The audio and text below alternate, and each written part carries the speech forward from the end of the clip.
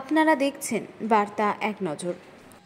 হুগলি জেলা পরিষদের শিক্ষা কর্মাধ্যক্ষ সুবীর মুখোপাধ্যায়ের বাড়িতে শুল্ক দপ্তরের অভিযান। আজ সকাল ৬টার সময় চণ্ডীতলার গরুলগাছা অহল্যা বাই রোডে পাশে মহেন্দ্র নিবাসে ভারত সরকারের শুল্ক দপ্তরের আধিকারিকদের একটি দল আসেন। ৫টি গাড়িতে জনাদর্শক আধিকারিকেরা ছিলেন।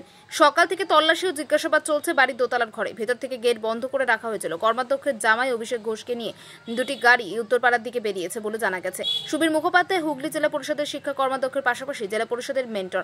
ডানকুনি টোল প্লাজার তৃণমূল শ্রমিক সংগঠন INTTUCর সঙ্গে যুক্ত। রেড চলাকালীন সুবীর মুখার্জির জামাইকে সাথে নিয়ে ডানকুনি কোল কমপ্লেক্সের ফ্ল্যাটেও হানা দেয় এই দল। যদিও কিছুক্ষণ বাদে তারা আবারও চণ্ডীতলার বাড়িতে ফিরে গেছেন। কি কারণে তারা বাড়িতে কেন্দ্রীয় শুল্ক দপ্তর হানা দিল সেটা স্পষ্ট হয়নি এখন।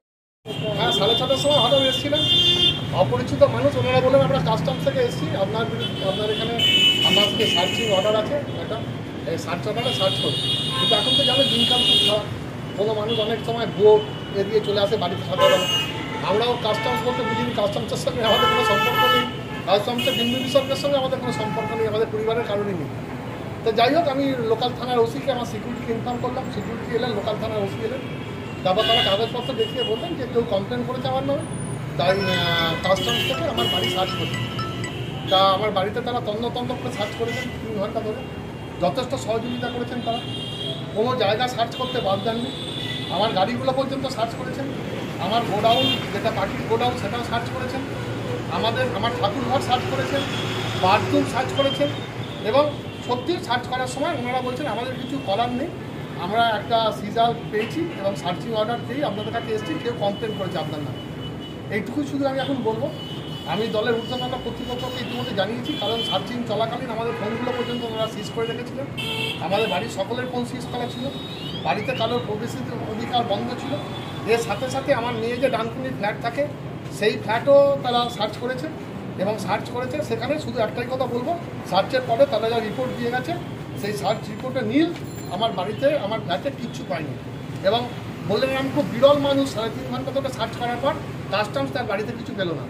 একটা ভুয়ো অভিযোগ, কারা করেছে কী করেছে আমি পুঙ্খানুপুঙ্খভাবে দলের উচ্চতর নেতৃত্ব পর্যন্ত অলরেডি জানিয়েছি। এর বেশি আমি এখন মুখ খুলবো না, আমাকে দল মুখ খুলতে বারণ করেছে। আমি সবটাই জানাবো।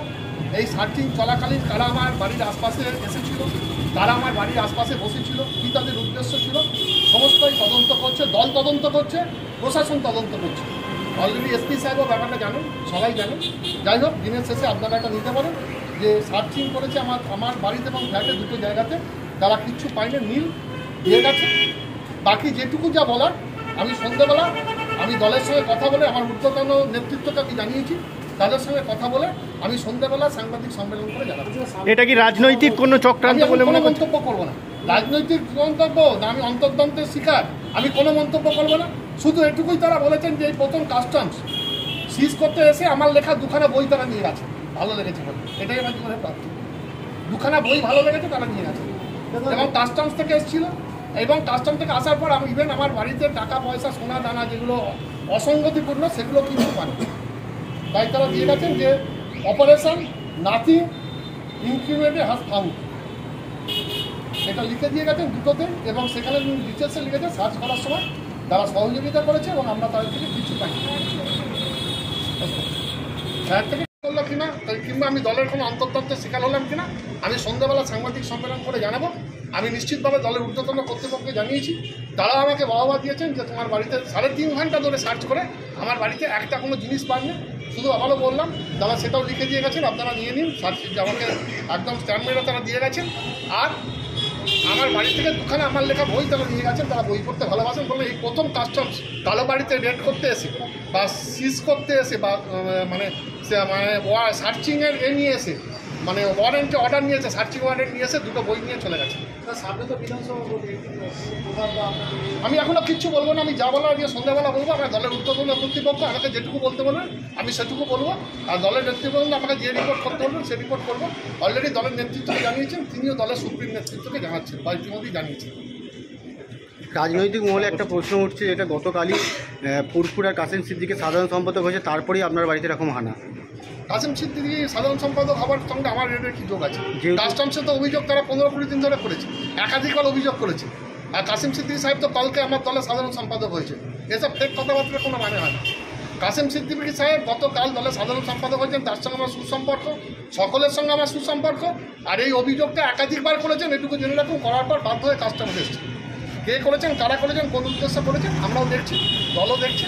নিশ্চিতভাবে একটাই কথা হচ্ছে যে এই প্রথম কারো বাড়ি থেকে আমি একটা রাজনৈতিক ফিগার, আমার বাড়ি থেকে আমি তাদের সহযোগিতা করেছি, সর্বত্র তারা তল্লাশি করেছে। সর্বত্র তল্লাশি করার পরে আমি বললাম তো আমার বাড়ির বাথরুম, ঠাকুর ঘর, আমার শোবার ঘর, বেডরুম, দরজা, কানাচে অফিস ঘর, গোডাউন, কোনো জায়গা বাদ যায়নি। তন্ত্র করে খুঁজেছি। কোনো জায়গায় খোঁজার পরে তারা শুধু দুটি বই আমার ভালো লেগে নিয়ে গেছে, আর কিছু পায়নি, এবং সেটা লিখে দিয়ে গেছে। পরবর্তী সময় কে বা কারা এই অভিযোগটা করেছে জানতে পারলে তার বিরুদ্ধে আইনি পদক্ষেপ গ্রহণ করবেন? আমি সেটা পরবর্তীকালে সাংবাদিক সম্মেলন করে